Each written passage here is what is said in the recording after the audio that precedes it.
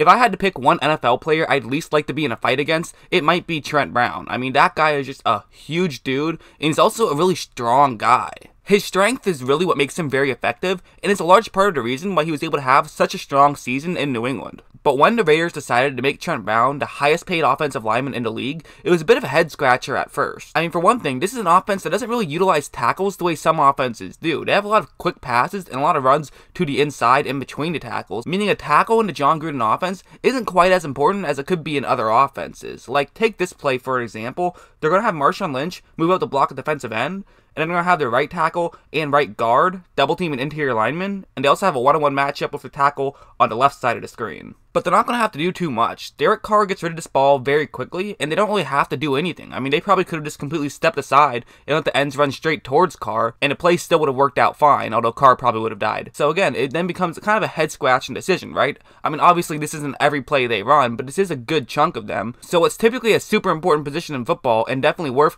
big money kind of becomes slightly less important, meaning that it's kind of a questionable decision to give him big money. Another reason I didn't initially like the signing is because Oakland on paper has some pretty solid tackles. They drafted Colton Miller last season, and he definitely had his ups and downs, but I thought as a whole, he had a pretty solid rookie season. If you take a look right here, he has a one-on-one matchup with a Broncos defender, and what's really important here is that Broncos defender is actually going to initiate contact on this play. He's going to be running straight towards Miller and try to start this contact. This isn't typically what happens. Oftentimes, especially against a tackle, you try to find a way to get around him, but sometimes it can be beneficial to initiate that contact as it gives you a better chance of having better hand placement. So because he's going to do this, Miller is going to be in a slight disadvantage in terms of trying to get as good of hand placement as he wants to get. Typically, you'd want to have your left hand about right there and your right arm about right there on the shoulder pad. That's typical ideal hand placement for a tackle. But even after the snap, if you take a look, he still has very good hand placement. I mean, typically you want to have your left arm a little bit lower, but as a whole, this is very solid hand placement, and it's going to be very tough for a defender to get around you in this situation. That defender still could try to get over you, however, Miller is going to be strong enough to not allow that to happen on this play. And also, if you take a look at the right side of the screen, Marshawn Lynch is going to run over and help Donald Penn double team the other edge rusher on that side of the screen, meaning that both the tackles are now having basically a win here. Also, at this point, this play has lasted longer than it was supposed to, but now the Raiders' left guard can simply look over and realize that there is a one-on-one matchup right there, and can basically just finish off that block and turn it basically into a three-man rush. It was pretty good tackle play, and you know, when I started watching tape to make this video, one of the things I noticed after watching the first few games was that the tackles actually played pretty well. It wasn't until Donald Penn went down that they really started to have troubles on the offensive line. Probably the best example of really what was just a disaster of a game from the offensive line was when they played Seattle. Like on this play, it's going to be a pretty basic blocking scheme. It's man blocking with the center having a zone blocking scheme. This is about as basic as it gets. You're going to take a look at Brandon Parker on the right side of the screen here. The Raiders drafted Brandon Parker with a third-round pick, and honestly, that's what he's played like. He's played like a third-round pick. Not a star, but can be solid depth. He has a one-on-one matchup against Frank Clark, and really there's three things that Clark could do here. One thing he could do is try to get past Parker by breaking down into the bottom half of the screen. However, one potential problem with that is there is a halfback in the area who could be blocking for all he knows, so that might not be the best decision. He also could just try to run straight over Parker, but again, you don't really want to have to run straight over somebody because that's a tough play to make. The third option would be to run over to Parker's left. However, again, that's a difficult situation because if you don't do it very quickly, this can now give up containment and allow Carr to simply run to the right side of the screen, and there would be no one in the area and he'd have plenty of time to try to make a throw. That is actually what Clark's going to do, meaning that all Parker really has to do is get one solid push on him, and this could allow Carr to get over to the right side of the screen. However, Parker barely even touches him, and this allows Clark to very quickly to get the Carr and get a sack out of it. If you look at the Raiders' offense, there definitely was a huge drop-off from when Penn was playing to when Penn wasn't playing. That's why I think they're signing Brown, because they want to guarantee that they have an elite-level tackle on their team. Another reason this could really help is it could make Colton Miller now become a right tackle where I think he'd be better suited,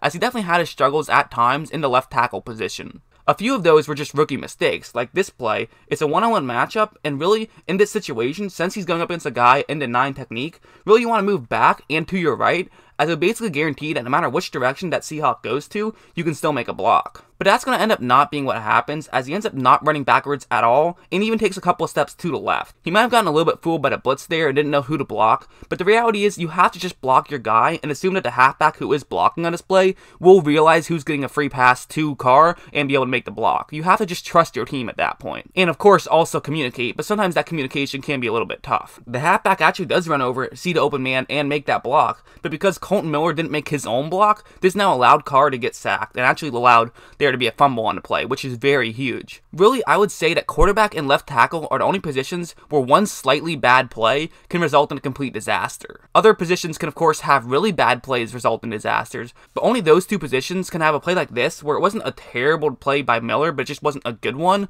but it resulted in a fumble, which really just goes to show how important that left tackle position is. There was also this play where he has a one-on-one matchup against Quentin Jefferson. So here at this point, Miller has his hands on the outside of Jefferson's hands, and this is actually very interesting, because this now means that Jefferson can't really run around Miller. However, it does give Jefferson better position to try to run through Miller. He can basically just force Miller as far back as he wants to. The whole point of this play is that it kind of gives up that leverage, but forces Jefferson to not be able to run around him. That's the whole idea. However, the problem is he's going to end up getting beat pretty badly. Jefferson is able to push him back pretty far and eventually get the Carr for a sack. For Kolton Miller, these subtle mistakes wouldn't have hurt him that much in college because he was so much better than everyone else in college, but now that he's in the NFL and basically everyone is around his talent level, this now means that these subtle things really become very important. This play will also show you what I mean. Once again, it's a one-on-one matchup, and what you're going to see the Seattle defender do is fake as though he's going to go underneath Miller to the bottom half of the screen. So what should Miller do here? Well, you would think he should do the same thing he did on that first play I showed you, where he puts his left hand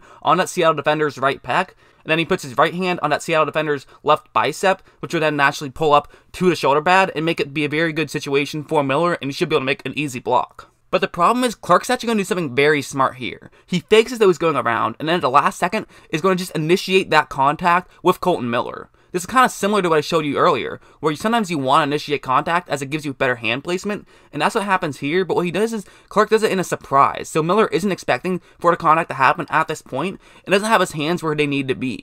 Clark now has both his hands on Miller's upper body, and because he's so strong, he can basically just push Miller to the ground and then get to the quarterback. At first glance, this might just seem like Miller got very physically beat. However, the reality is that's not what happened at all. He didn't get owned physically, he got fooled mentally. And that really can happen to rookies in this league, especially because in college or in high school, if Miller made this mistake, it wouldn't have affected him too much because he was so much more talented than everyone else. But in the NFL, when Frank Clark is probably more talented than him, then that mistake becomes huge. I'm showing all this not because I think Miller is a bad player, but kind of the opposite. I think Miller is a good player who just makes rookie mistakes. There's definitely a lot on tape that he's going to have to work on going into this offseason. However, if they move him to right tackle, I think it could be very beneficial for him. It's now a less physically demanding position where he's not going to be going up against as talented players, and if he does get fooled, it means that Carr has a better angle to look and see that there is pressure coming from that side. And with a full offseason to work on a different hand placement that he'll need in that position, I think it could be a very good thing for not just Miller, but the entire Oakland Raiders. But then we gotta take a look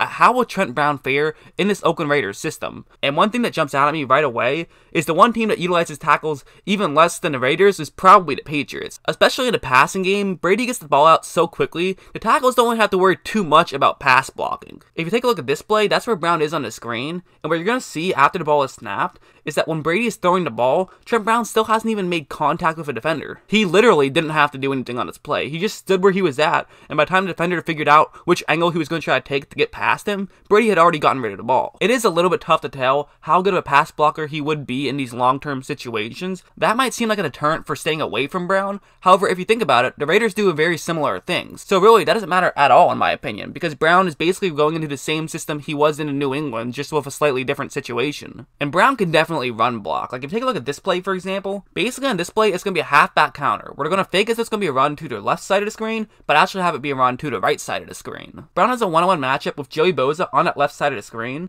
And remember, this is the run play, not a passing play. So when I showed you earlier about how Kolton Miller should have gone backwards and to the right, that's because he should have wanted to make sure that he kept the quarterback as protected as possible. However, on a play like this, it's actually a good thing if Bosa runs around him to Brown's left, because that would just take Bosa out of the play. So Brown can really just run up and attack Bosa on this play. He does run up to meet Bosa on this play, and really Bosa can't do anything here. Brown just takes him out of the play. Admittedly, a left tackle making a block on a run to the right isn't the toughest play to make. However, I still thought Brown did very well on this play. Brown is a really talented tackle, and I was really trying to find some flaws in his game to try to show you the good and the bad of Trent Brown. However, there isn't really a lot. I did finally find an example of Trent Brown getting beat, and it was as follows. What they're going to do here is have a wide receiver run out to block the defensive end, and then move out to run a route, and then Trent Brown will finish off the block. So this is actually an easier block for Trent Brown than he's typically used to. This gives Brown better time to get in better positioning, but if you take a look, really the key thing here is that his left hand isn't as locked on as you want it to be. Lorenzo Alexander, who is a very good player, is going to do a very good job of winning his hand battle on this play and being able to knock Trent Brown's